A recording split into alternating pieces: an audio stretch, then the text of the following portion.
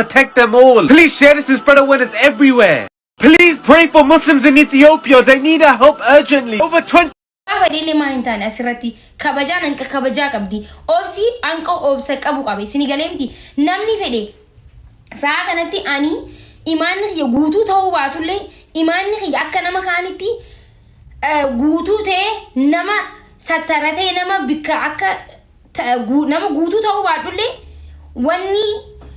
wanni godhamaa jiru nama deessa wanni muslima ta'e dhaladhee fi muslima ta'e waan duufi sinigalee miti muslima ta'eetiin dhaladhee muslima ta'eetiin du'a masgiidni rabbii gizee akkatti masgiida 19 seeraan ala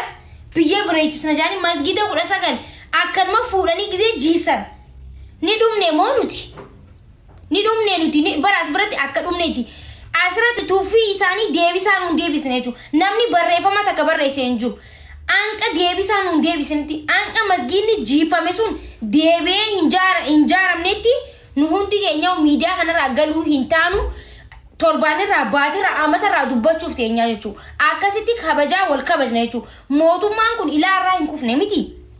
ilaarraa ilmaan oromoo ajjeese dhiiga ilmaan oromoo gizee fixu morma oromoo gizee qalullee hin buune amata afur bulchee karaa amata shanaffaa deemaa jira garuu amata dhumaati ta'isaa karaa masgiida rabbitti eega dhufeefu isinigalee masgiida rabbitti eega dhufeefu quraana rabbitti eega bu'eefu insha Allah wa ta'ala umriin isaanii gabaabbattii jechuudha umriin isaa namni akka xulxul jee waan rabbii keessa seenu umri isaatu gabaabbat insha Allah rabbiin abiyyi umri isaa gabaabsu insha Allah wa ta'ala rabbi nurra haabusu jechuudha maaliif nu madeessee jira hedduu nu madeesse hedduu tuufii nuuf qaba hedduu takka tuufii nuuf qaba isinigalee masgiidni 19 guutuu biyya bireechisna jaani masgiida 19 akka 19 tu diigame 19 namni arra waan kana isinitti hin dhagaamin isinigalaami namni arra wanni kun isinitti dhagaamin wallahi wabillahi isini irra deebi'ati shahaadaa qabadda warri muslima taatan irra deebi'ati ashhadu allah ilaha illallah wa ashhadu anna muhammadar rasulullah jaati irra deebi'a shahaadaa qabadda maaliif isinin je namni muslima ta'e arra waa'een kun itti dhagaamin maal godhaa duba amantii isaa himatare akka feenetti taphannus bar akka feene daansii dhiinnullee wanni masgiidaatiif wanni qur'aana nu gubaa miti nu guba walitti himna nu guba anqa deebisaa waan kanarratti hin harkatin nuti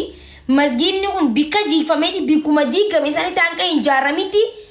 abiyyiidhaan walii kun dandeenyu abbaan fedhe isa gadhiisuu hin danda'u miidiyaa kanarratti kana booda walii gayyaana jechuudha wanni amantiidha hedduu walitti nu buusuu danda'a nuti amantiidhaan addunyaa akiratti hundi keenyaa takka amantiidhaan waan biraatiin adda ta'uu dandeenya garuu amantiidhaan hundi keenyaa takka isinigalaa miti karaa biraatiin wal jibbuu dandeenya karaa masgiida rabbiitiin amaaraa fi amaarri hin jiru tigreen hin jiru oromoon hin jiru guraageen hin jiru beenishaangul hin jiru hundi keenyaa takka jechuu karaa masgiidaa fi quraanaatiin yoo deebinee jechuu isinigalaa miti sanifu wanni amma deemaa jiru hedduu takka garaa nama balleessa hedduu takka namni du'u jira namni hidhamu jira sanirraa ni jeesan sanirraa ni tuman sanirraa ni hidhan jechuu ka masgiida jiisan bira qutanii jechuu kun immoo ani dhugaa dubbachuudhaaf dubbii wannan dubbadhuun dhabe maaliif kana gizeen harku garaan na dadhabeen from Ethiopian I've been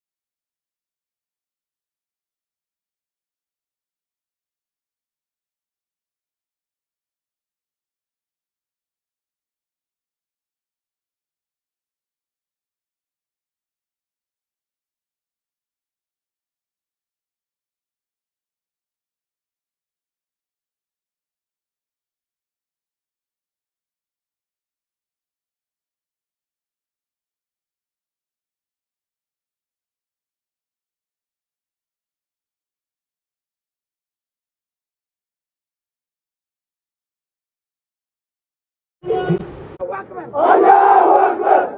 الله أكبر الله أكبر